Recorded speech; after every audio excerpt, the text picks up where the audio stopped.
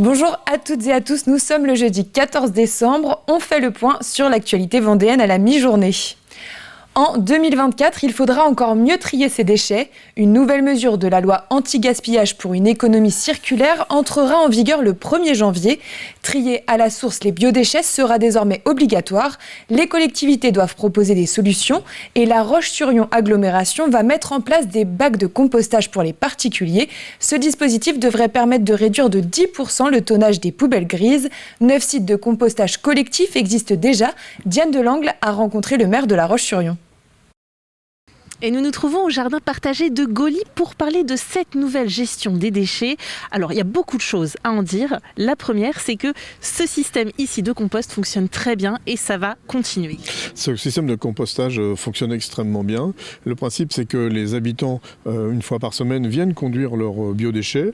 Et puis, avec l'équipe qui gère le jardin partagé de Gauly, eh bien, ils le distribuent, ils le posent avec des déchets carbonés pour pouvoir réaliser un compost qui servira ensuite à faire pousser les plantes qui seront distribuées à la population du secteur. Et les individuels vont s'y mettre aussi à partir du mois de janvier ? Alors c'est une obligation de la loi. À partir du mois de janvier, on doit proposer à tous les habitants de l'agglomération une solution de compostage pour leurs déchets ménagers, leurs biodéchets. Et donc nous allons proposer soit des composteurs individuels, soit des composteurs collectifs comme celui-ci, sachant que pour celui-ci c'est plus réservé à des endroits à habitat un peu plus dense, avec une équipe qui s'en occupe. Donc il faut aussi des bénévoles, il faut aussi des gens qui travaillent autour de tout cela. Et au niveau de la ville, nous allons proposer à chaque fois de créer des jardins partagés pour pouvoir aussi voir ce que deviennent les biodéchets ensuite, qui seront transformés et puis qui servent à alimenter les plantes. Et les individuels bénéficieront d'une formation ? Alors, une formation qui sera dispensée par Graines d'idées et qui va permettre de comprendre le fonctionnement du biodéchet, du compostage et ensuite de l'amendement qu'on apportera sur le terrain. C'est important parce qu'on ne peut pas mettre n'importe quel déchet ménager dans le compostage et ça s'apprend. Et c'est important d'avoir une formation dédiée à cela. C'était l'événement de ce dimanche à la Chaise-le-Vicomte. Le rond-point Sangalos, à l'entrée de la ville, est le symbole de son jumelage avec la commune portugaise du même nom. Depuis dimanche donc, un coq, mascotte commune des deux pays, a pris place. 2 autres œuvres viendront orner ce giratoire, 2 mains pour représenter l'amitié franco-portugaise, ainsi qu'une gondole. Après les sculptures, un peu de lecture, mais surtout de la photographie. Ce nouvel album s'appelle La Vendée et comme son nom l'indique, il rend hommage au territoire cher à l'auteur vendéen Yves Violier. Une centaine de photographies de František Svardon sont à découvrir, accompagnées des textes de l'auteur. Grégoire de Châtillon s'est rendu chez Yves Violier à La Roche-sur-Yon. La Vendée est de demain et d'hier. Elle est l'histoire et l'avenir. Un feu brûle en elle.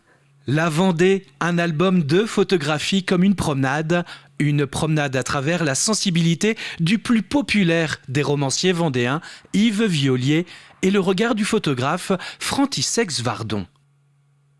Il ne connaissait pas du tout la Vendée, il la découvrait. Et c'était merveilleux justement d'avoir son regard.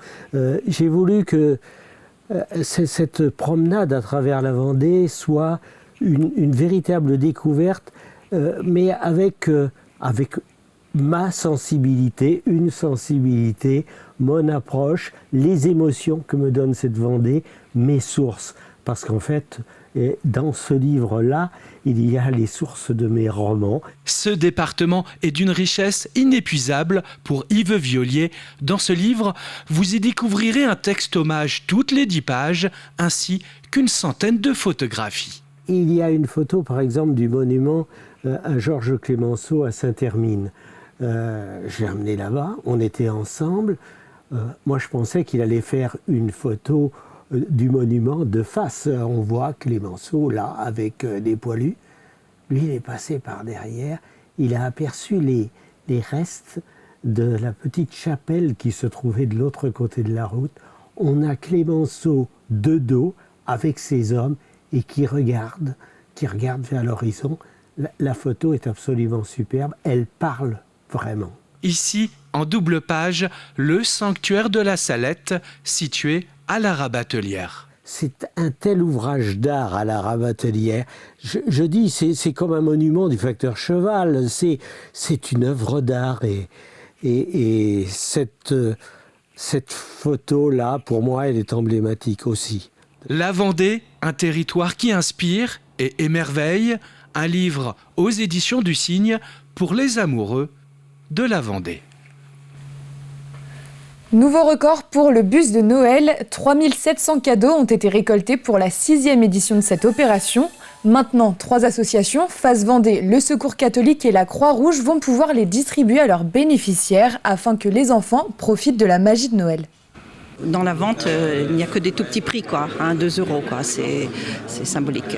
Et ça aide les familles en difficulté. Et oui, c'est important, et surtout de voir tous ces gens qui sont heureux, merveillés. Ça permet à des familles qui n'ont pas les moyens, surtout en ce moment, de faire des cadeaux à leurs enfants, qui sont des vrais cadeaux, pour que Noël soit, on va dire, le même à peu près dans toutes les familles, ce qui n'est pas le cas sinon. Comme on en a énormément, on en distribue dans les maisons de quartier. Voilà, donc tout a une finalité et c'est toujours Noël. Sport à présent, la 51e édition du Mondial de football de Montaigu a été présentée hier.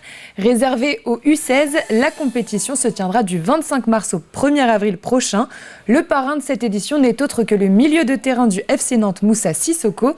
Son nom a été dévoilé hier soir, tout comme le tableau sportif. Écoutez le coprésident. Les grandes nations, on attend toujours avec impatience le Brésil. C'est toujours compliqué de les avoir. On est heureux quand ils arrivent sur le territoire. Mais il y a de très belles nations également cette année. Le Japon était une très belle nation du football. Le Mexique, l'équipe de France, bien sûr. La Tchéquie, le Pays de Galles en nouveauté. La Côte d'Ivoire. On a 4 continents encore de représenter cette année, donc c'est chouette. Le tournoi féminin, il est juste magnifique. On a 4 des 8 premières nations classées FIFA au niveau des seniors féminines. On a un très très beau tournoi féminin. Ouais. Un mot de basket pour terminer. Les Tigresses lyonnaises rencontraient Charleville-Mézières hier soir pour le match aller des 16e de finale de l'Eurocup. Score final 71-71. Tout se jouera donc pendant le match retour du 20 décembre aux Oudéry de La Roche-sur-Yon pour savoir si le RVBC accédera au 8e de finale. C'est la fin de ce journal, merci de l'avoir suivi. On se retrouve ce soir à 18h pour l'édition complète. D'ici là, passez une très bonne journée.